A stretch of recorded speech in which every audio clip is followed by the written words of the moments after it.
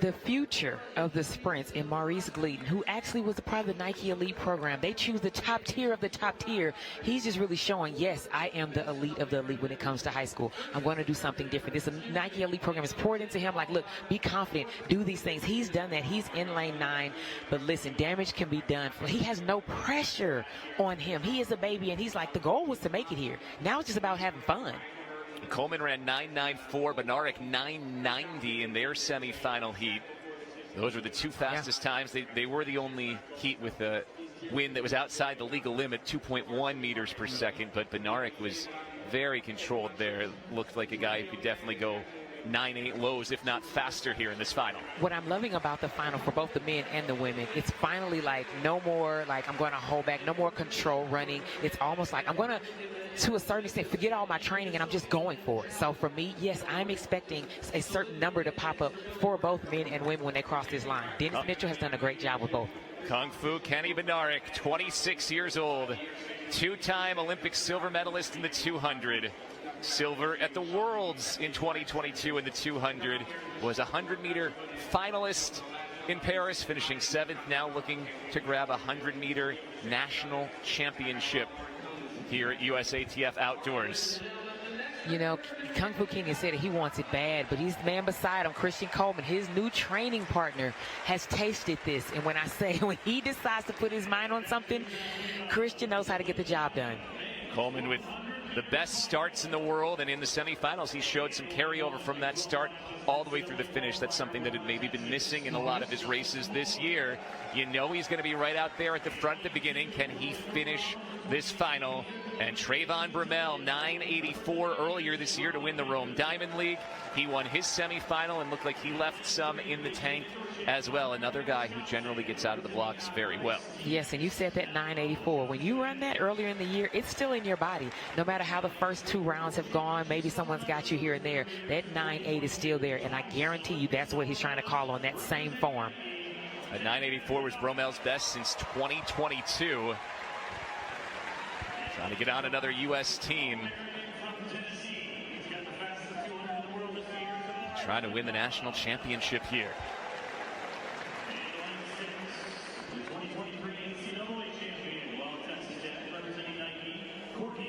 Still only 30 years old. Came onto the scene so young. Yeah. He's got a lot of running left in his legs. And you know, let me speak to this moment of standing here and having to go through all of the announcements. It can feel like a year is going by. It feels so long because you've done all this warm-up. You're standing there. If you're in the earlier lanes, you're just like, can we say runners on your mark already? It can be daunting. You have to take your deep breath, understand the moment is here, and trust your training and try not to get too nervous. All right, the full field from the inside out. Moore, Baker, Johnson, Bednarik, McCallum, Lindsay, Coleman, Bromell, and the high schooler Gleaton, who ran a new personal best of 10.05 in the semifinals.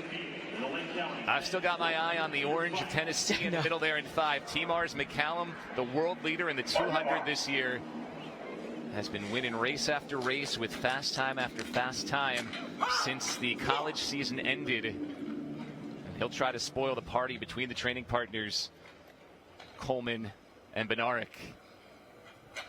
I love when the stands get quiet. That means the moment is here. As Noah Lyles looks on to see who will join him in the 100-meter races at the World Championship. It is time for the Lake County men's 100-meter final.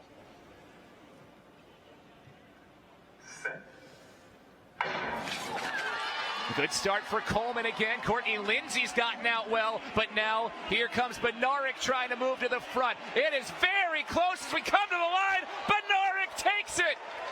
Kenny Bednarik has his 100-meter national championship. 9.79. He wanted that bad. Courtney Lindsay takes second in 9.82, and T-Mars McCallum's going to Worlds in 9.83. Bromell ran 9.84, and that finishes 4th. Which is insane. You saw the times from the heats and you wondered, oh, will they dip under 10? Yes. When it comes to the finals, listen, there's no more questioning. There's no more nervousness. You see right here, a tight finish. I said it would be a blanket. Now with Kenny Bednarek, he said, I got this one, 979 for a PB. Middle of your screen in lane 4. Didn't have the greatest start. Courtney Lindsay was the gone.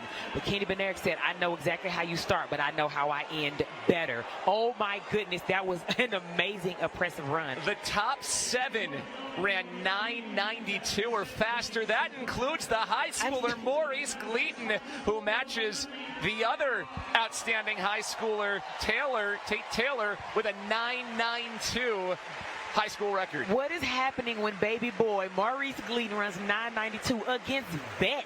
That means that you can hold your composure. That means the moment is never too big for me. Actually, I am the moment.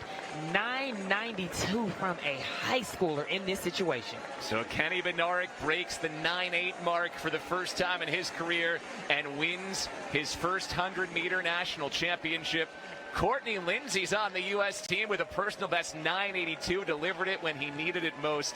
And T. Mars McCallum, 7th at NCAAs, but ever since then has been one of the best sprinters in the world, and he makes the world team as well. If you want to be one of the greats, that's what you have to do. You say, listen, that moment happened, but I know what mistake I made. I will make that correction, and it won't happen again. Not today. And that's what happened. That was a nice race. Thank you to these gentlemen for living up to the hype